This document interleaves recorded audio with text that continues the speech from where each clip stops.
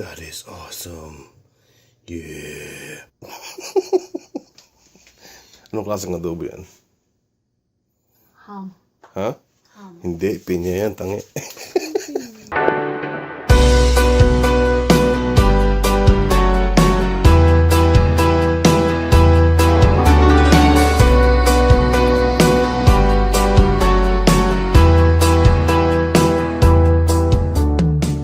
First step, oil. Yes. Then the second step, another oil. And the reason why for that is because we're gonna cook something else with this one. Next, with this one, garlic.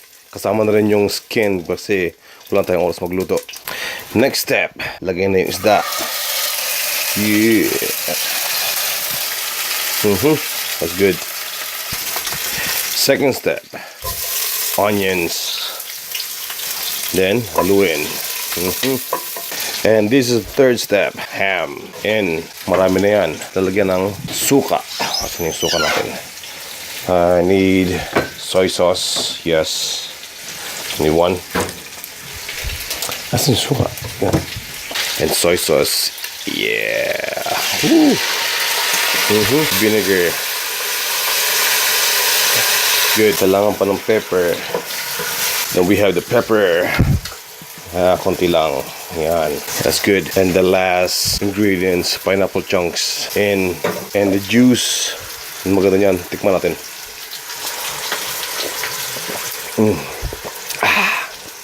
Good. Let's taste there.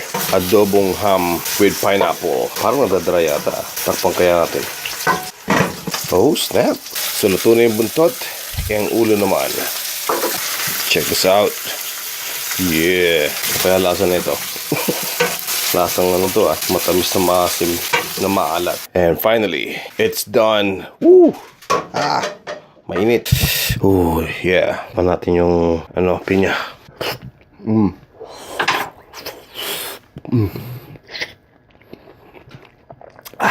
It's hot. Ulam na to. Ulam na yan. Ready na yan. Tapos yan, ready na rin yan. Meron pa tayong salad. Oh my god, ang gulo ng lamesa. Snap. Okay, gotta clean this. Anong klaseng adobo yan? Ham. Ha? Ham. Hindi, pinya yan, tangi.